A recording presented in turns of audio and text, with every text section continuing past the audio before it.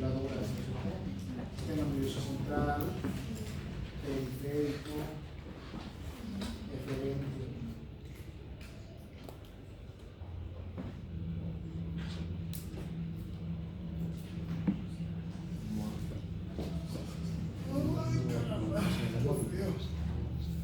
Está pero este esquema, ¿no? Una telaraña, el proceso de síndrome metabólico no es un agente epipatogénico aislante. Es una patología o es una serie de alteraciones que se encuentran relacionados con múltiples enfermedades. Aquí está más o menos un resumencito de todo lo que vamos a ver en el dicto. Tenemos aquí, por ejemplo, factores genéticos.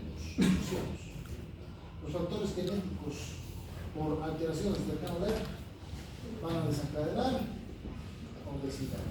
La obesidad a su vez va a estar asociada con un aumento de la síntesis y la liberación de estos factores a nivel hepático, a nivel del tejido adiposo, de triglicéridos y colesterol.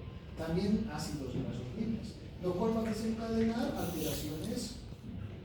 Miren, aquí está todo relacionado.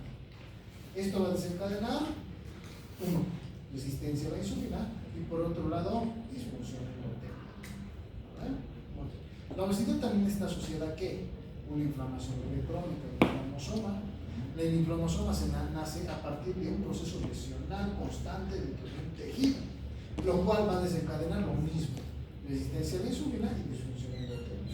El inflamosoma produce resistencia a la insulina, por si acaso, y también va a desencadenar un proceso de alteración inversa. ¿Bien? Hasta acá, esto no más lo he visto en esa clase. Estos conceptos no más. Ahora nos toca el resto. Esto vamos a ver durante el tutorial. ¿Ya? La disfunción endotelial va a desencadenar a la larga hipertensión arterial. La hipertensión arterial, pero de causa vascular, de causa vascular, no de causa sérica plasmática. Porque la causa sérica plasmática de hipertensión arterial, que el aumento de la osmolaridad, está explicado aquí. Ahí va. Está explicado aquí. ¿Sí? Aquí está explicada la causa intravascular de la hipertensión. Porque hay también una causa vascular asociada al endotelio, que va a ser por ateroma.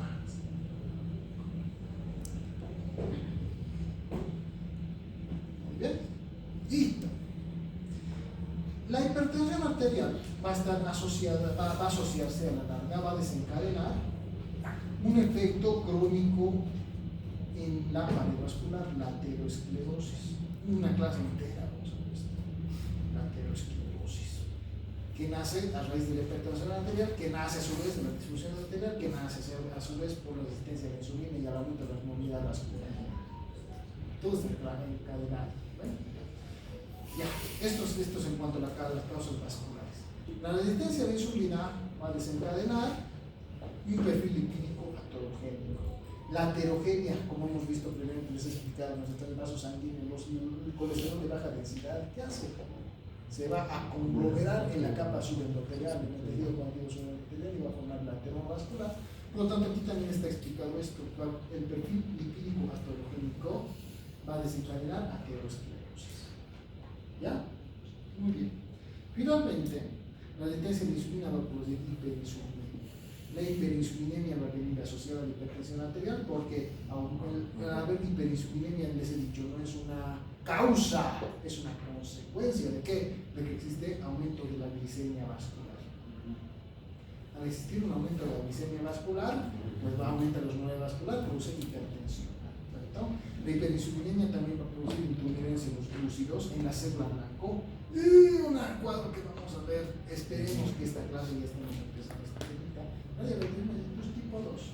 La diabetes mellitus tipo 2 vamos a ver como un clínico bien especial, que tiene múltiples efectos asociados.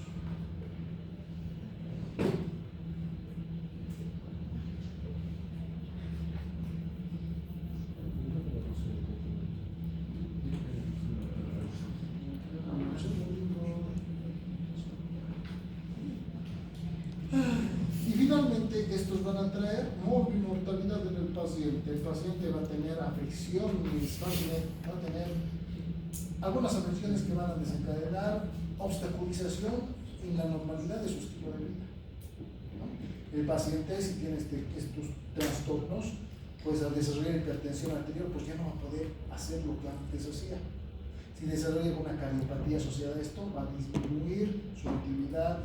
Si desarrolla una nefropatía asociada a esto, va a disminuir su actividad. Si desarrolla una retinopatía hipertensiva o diabética, pues ya no va a tener las mismas cualidades que tenía previamente. O, en el peor de los casos, va a presentar el paciente riesgo de inmortalidad. Para eso es grave, pues. No se toma en cuenta mucho esto. Y este es el agente etiopatogénico más asociado hacia múltiples cuadros patogénicos a nivel general. Los pacientes con obesidad son los que más se complican. Los pacientes con obesidad son los más predisponentes a inflamación e infección. Los pacientes con obesidad son los que tienen menos probabilidad de cambio o un pronóstico mejor en un cuadro etiopatogénico que se ha iniciado por más simple que sea. ¿Muy bien? Siempre los pacientes con obesidad son pacientes de alto riesgo, y eso van a ver frecuentemente. Cuando ya estén en el hospital van a ver qué pacientes se complican más. El paciente de 25 años que tiene un índice de masa corporal de, digamos, 20, o el paciente de unos 35 años que tiene un índice de masa corporal de 30. Son pacientes que tienen que estar observados todo el tiempo y monitorizados todo el tiempo, mientras que el otro paciente no, tiene factores que van a coadyuvar para regular, para nuevamente desencadenar la homeostasis a nivel tisular, mientras que el otro paciente con obesidad no tiene todos estos factores en cuenta. No había sido una cosita, no es que el paciente suba de peso, tiene efectos en múltiples órganos, en múltiples sistemas, en todas las células. ¿Ya? No van a olvidar este cuadrito lo he hecho en base a análisis de varios libros. Se lo voy a dejar. Muy bien. Aquí tenemos los factores que van a coadyuvar en la resistencia a la insulina. ¿Por qué se presenta la resistencia a la insulina? Es bien creativo. Hay un receptor insulinotrópicos.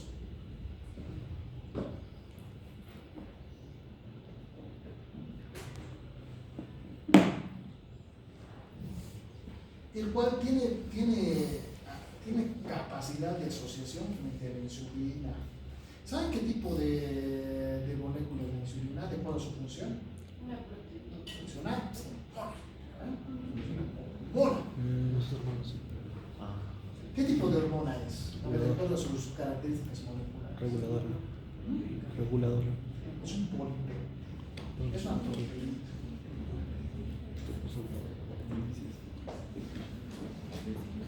¿Ya? Todas nuestras células, por si acaso, tienen este receptor insulinotrópico.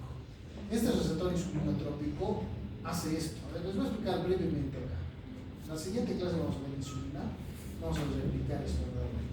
El receptor insulinotrópico tiene aquí un segundo mensajero, que es el GMP cíclico y el AMP cíclico. Este segundo mensajerito, cuando esta llavecita es tomada por el polipéptido de la insulina, va a viajar hacia el núcleo. Viaja hacia el núcleo, esto es el núcleo. Y el núcleo va a desencadenar una respuesta por una proteína que va a viajar gracias al fosfatidilinoxitol. ¿Ya? Este retorna y activa una proteína aquí.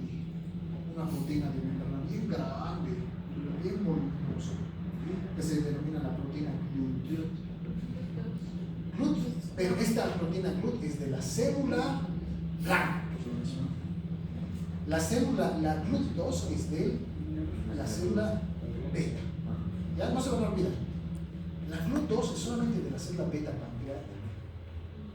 La de todas las demás células, las que tienen receptores insulinotrópicos, es la GLUT4. 4, de todas las células de los adipocitos, de las células del músculo estriado y del hepatocito.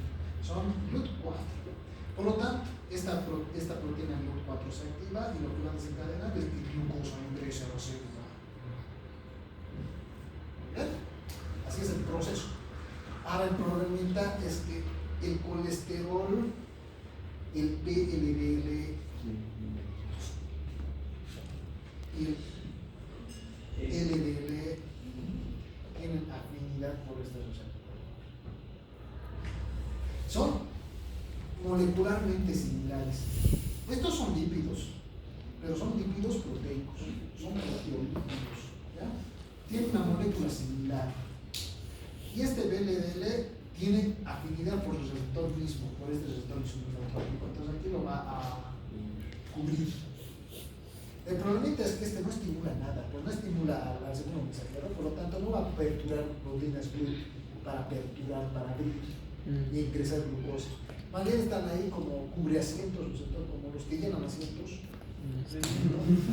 Digamos, a ver, ustedes, por ejemplo, todos son estudiantes de medicina, ¿no? Vemos que viene acá y ya estamos 50. Y uno de ustedes se ha quedado afuera. ¿Qué ha pasado, caramba? Alguien se ha confundido de aula.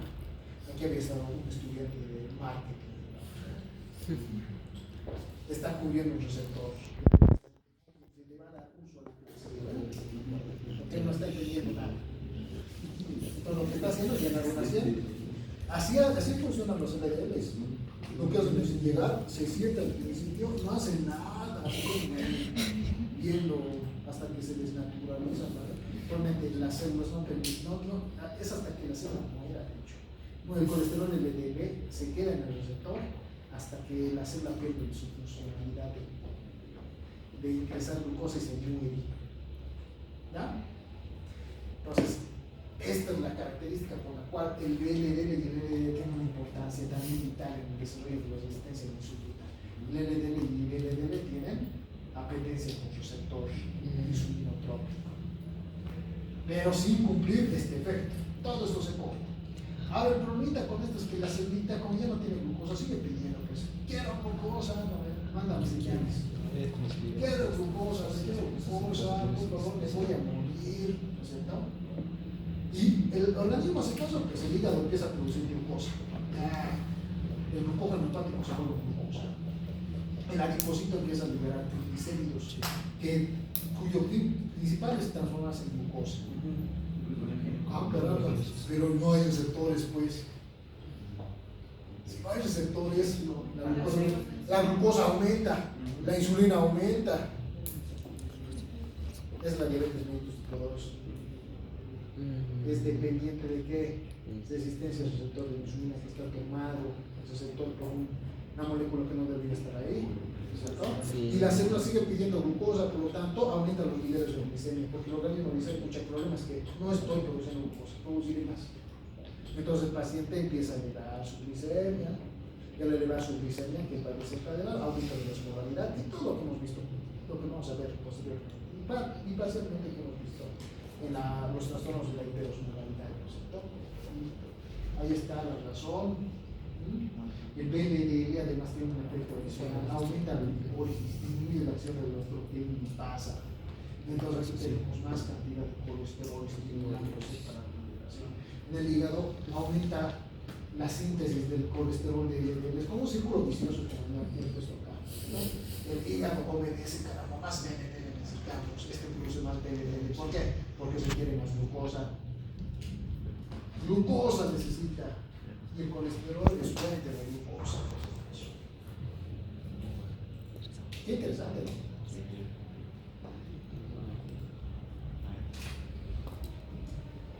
Ahí está, mucho tiempo. Este cuadrito lo he sacado de un libro que se llama el libro de medicina interna de Harrison. Es un libro muy interesante que ustedes se van a tener que memorizar. 16,000 hojas nomás. Ahí está absolutamente todo lo que necesitas para ser considerados médicos. están todas las patologías explicadas desde el principio, con sus características etiopatogénicas, terapéutica, diagnóstico, manejo, complicaciones, todo eso. Es como un resumen de toda la carrera.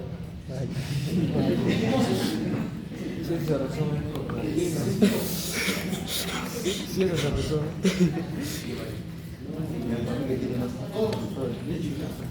Ahora, en este librito básicamente explica lo mismo. Miren, acá está. ¿Cuáles son los ejes de la liberación de la glucosa? Acá está uno, adiposo. Acá está otro, hígado, glucógeno hepático. Y aquí está otro, glucógeno muscular. ¿Cierto? Cuando las concentraciones de glucosa bajan, estos van a empezar a catalizarse. Empiezan a catalizarse, entonces empiezan a aumentar la liberación de glucógeno de reserva. Del músculo, del tejido adiposo, que no libera glucosa, libera lípidos, el glucógeno hepático. Y ahora hemos visto qué es lo que sucede, ¿no es cierto? La célula pide glucosa, pero hay mucha glucosa. Hay receptor pero acoplado acá a una molécula que no debería estar. La célula está pidiendo glucosa, pero hay glucosa, pero no puede ingresar. Entonces se produce eso. El músculo va a liberar glucógeno. El músculo libera glucógeno por acción de la insulina. Va a empezar. La insulina lo que hace es meter la glucosa hacia el músculo. La insulina también lo que hace es meter la glucosa hacia el tejido adiposo y el tejido hepático. ¿Bien? Entonces aquí tenemos la liberación de este reactante, de la fosfatasa ácida. ¿Bien?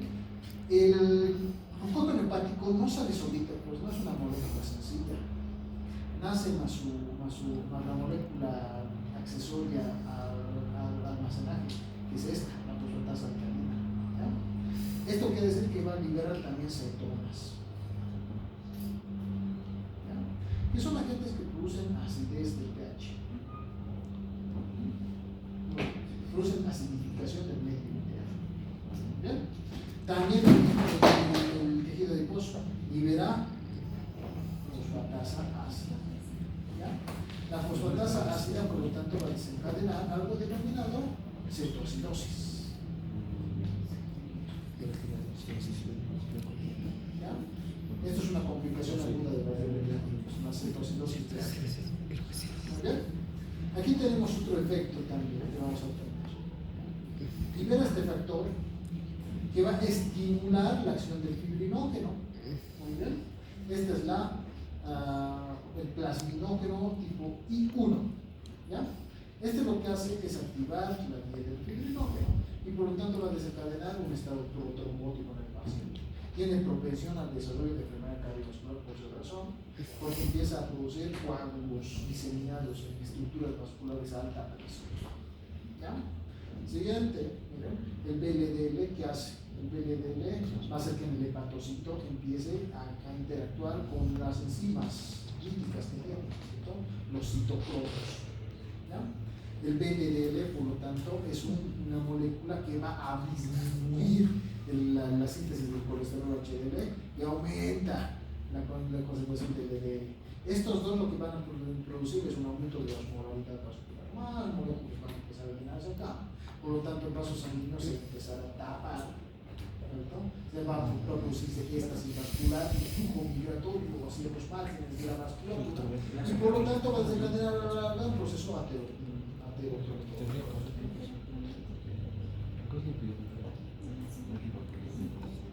Y esto también está unado a qué? Fosfatasa ácida, lesión celular, la insulina que va a desencadenar. Aquí todavía se encuentra produciéndose la baja tolerancia a la insulina, resistencia a la insulina.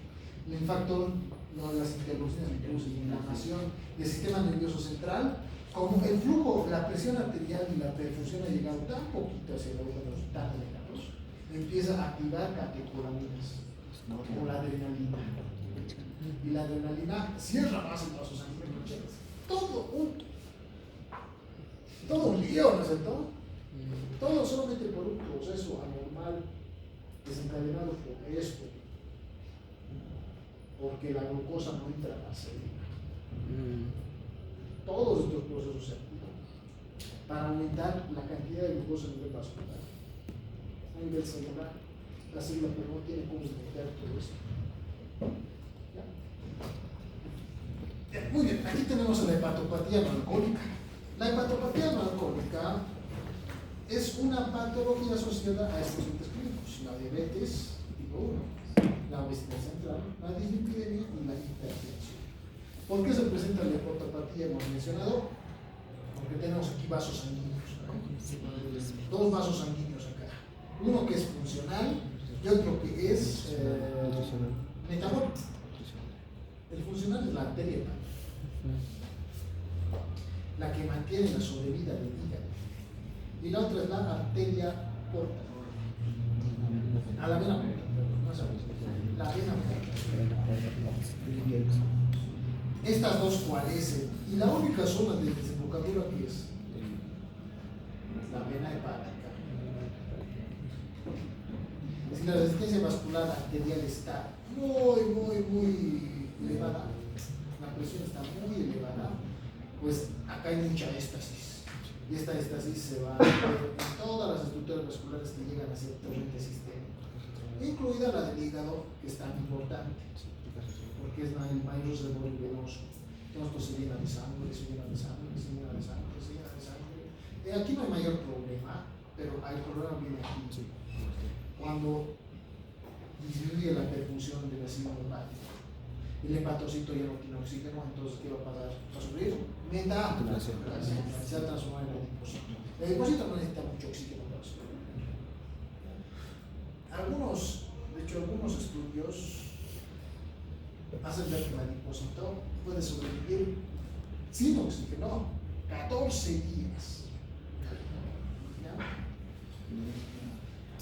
Porque su metabolismo es lento, es una célula de almacenaje, poco citoplasma tiene, su uso energético es bien mesurado. ¿Ya?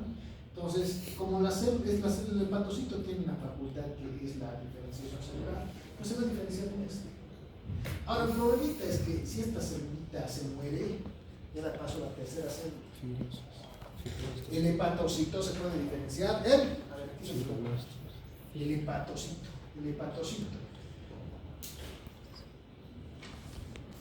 ¿Cómo se llama la célula madre del hepatocito? ¿Saben? La célula de Ito se llama. La célula de lítica intersticial. La célula de Ito. La célula de Ito tiene un potencial de diferenciación múltiple. Se puede diferenciar en varios tipos de células, de tres orígenes creativos diferentes. En el hepatocito, que es la célula funcional, en el adipocito,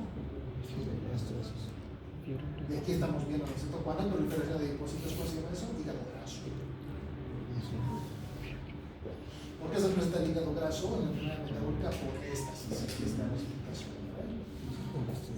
Si se muere el adipocito porque ni a él le llega suficiente sustento nutricional, no se quiere mucho y aún así no le llega, última célula se denomina el miofibroblasto.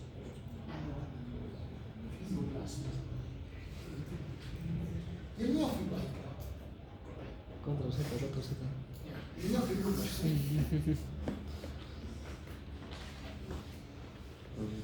va a desencadenar el cuadro irreversible de la enfermedad hepática metabólica que se llama la cirrosis, o también denominada fibrosis hepática.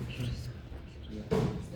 La cirrosis del sino metabólico, por si acaso pregunta de exámenes especial, se denomina la cirrosis micronodular.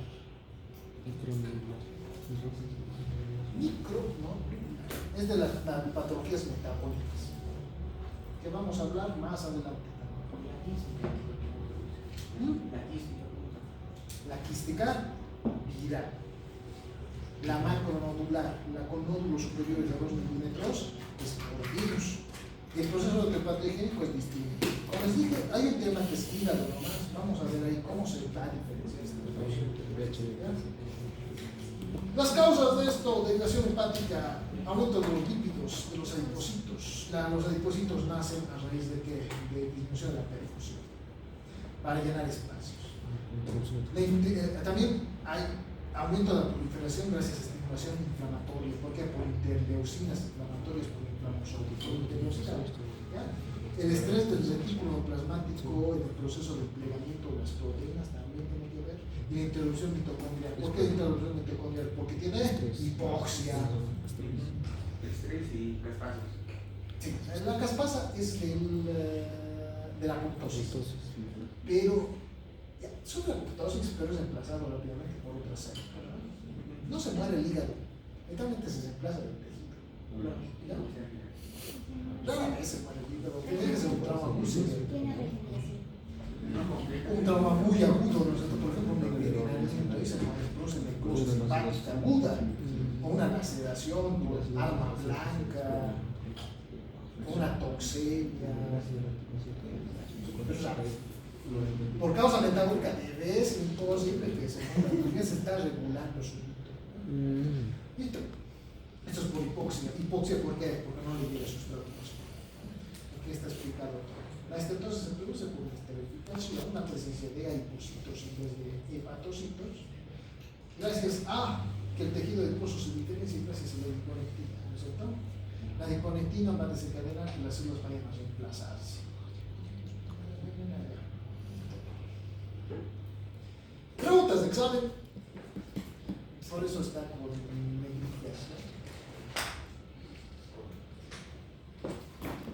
¿Cómo se denomina la lesión fibrosa del hígado cuando se desencadena la falta de la homeostasis y la regulación vascular? Cirrosis. Los adipocitos producen estenosis hepática, todavía el hígado es funcional. Pero cuando ya se reemplaza por fibrosis, habitualmente hay que decir que ya no va a desencadenarse nuevamente la recuperación. ¿No? Es terminal en varios casos la cirrosis hepática. Y sus consecuencias más severas, cuando existe cirrosis hepática, en muy pocos pacientes, pero se presenta en la cirrosis, la cirrosis es el carcinoma del pacto. Pregunta de examen, ya lo he mencionado varias veces, evidentemente. Esta pregunta va a entrar en su evaluación. La pregunta 28 de su examen es, muy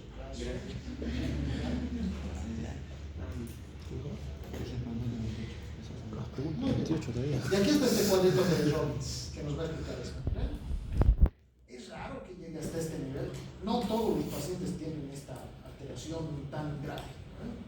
El 80% de los pacientes que tienen hepatopatía grasa no alcohólica desarrollan hígado graso aislado.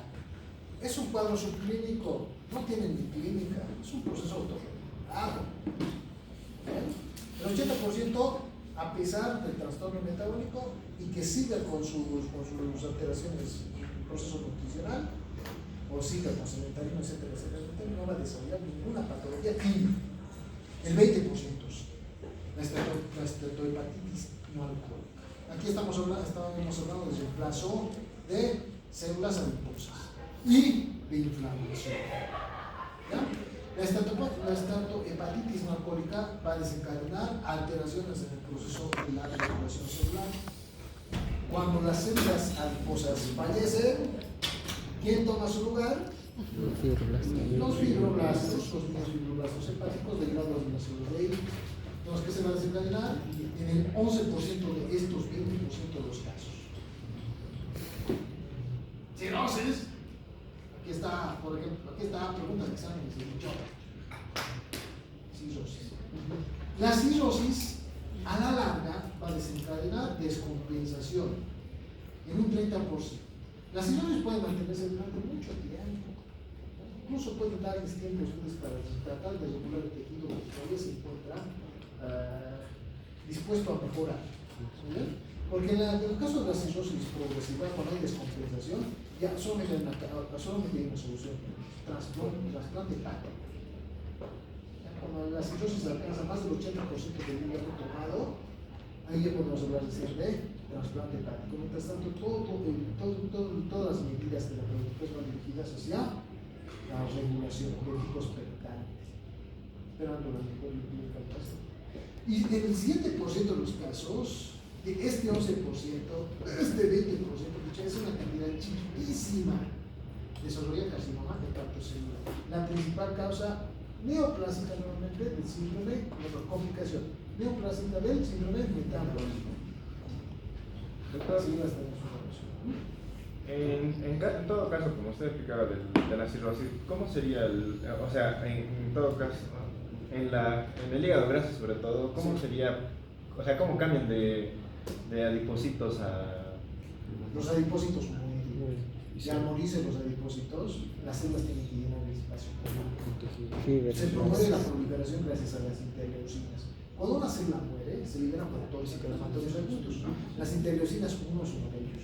Las interleucinas 1 es un factor proliferador de las células de hacia la diferenciación hacia el tipo de célula. Es por esa razón que se produce eso. ¿Y provoca apoptosis o solamente es mediado con otras Es células? apoptosis. Necrosis, como te digo, en el hígado, claro.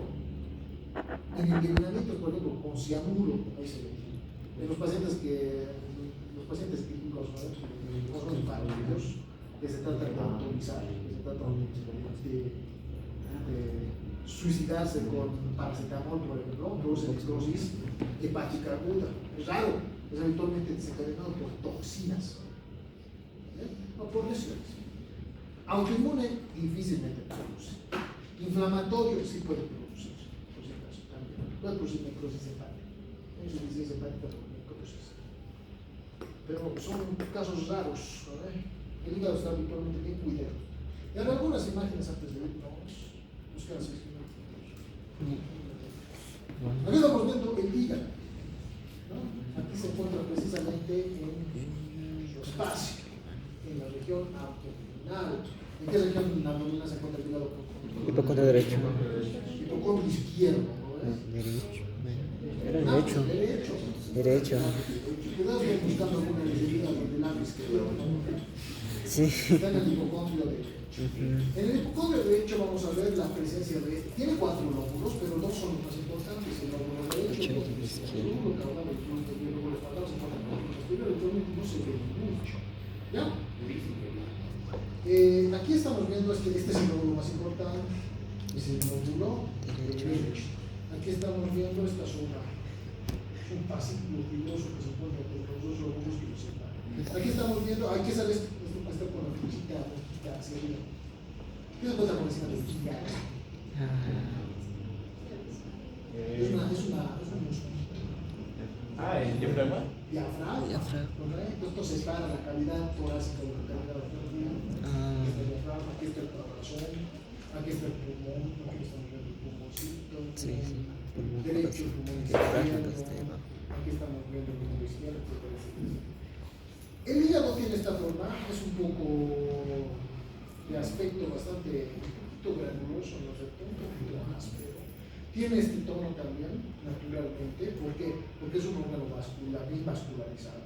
Mucha sangre, es un reservo de sangre, de caso.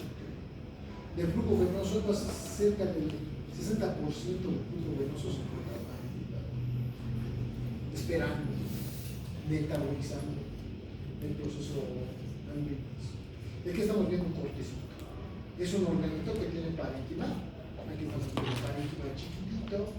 Y tiene estos conductitos que van a llevar, pueden ser las estructuras vasculares, que van a llevar hacia las estructuras venosas el contenido metabolizado en el hígado. El tejido hepático tiene 3 partes, ¿ya? La capa más externa, la que se encuentra acá. ¿Qué es esto? ¿Qué es esto? ¿Qué es esto? Vena centrolobulea. La vena centrolobulea. La centrolobulea es esta. Es un ítalo más. Esa es la... ¿Cómo se llama? De la puerta. La triada. La triada portal. Muy bien. Este es el complejo portal de Kidman.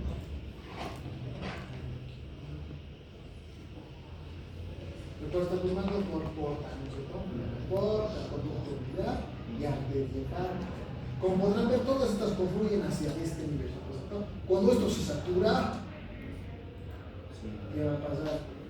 las células de este nivel van a empezar a distinguir menos oxígeno. ¿Qué se van a transformar? Adipocitos. Eventualmente por eso la adiposidad del síndrome metabólico se encuentra inicialmente en la zona 3. Aquí empieza.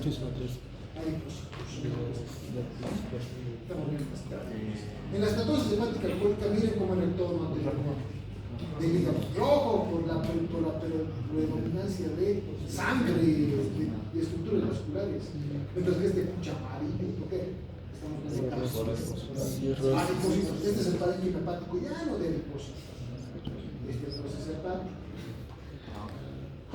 Este es el patrón clásico de la patología metabólica. Cirrosis hepática micronodular. El macronodular es viral no de expresión. Vamos a ver eso. Micronodular metatólico. Así se ve, con nodulitos menores a 2 milímetros. Y de estos nodulitos que tienen una zona germinativa celular. Y alrededor rodeado, ¿por qué creen? ¿Qué hay en la cirrosis? Va a estar su pregunta de examen. ¿Qué hay? Fibrosis, pues estos fibrosos. Aquí están los miofibroblastos, está acá, tejidos conectivos. Está encapsulado en las placas cognitivas. El tejido parenquimatoso funcional todavía. Esto es funcional. Pero esto ya es fibrosis.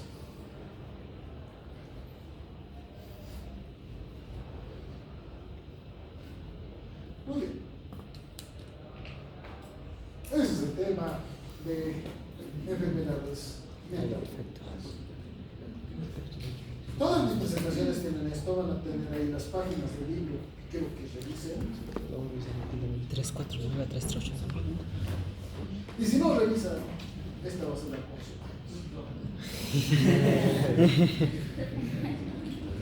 Ya, eso sería mucho. La siguiente clase vamos a ver.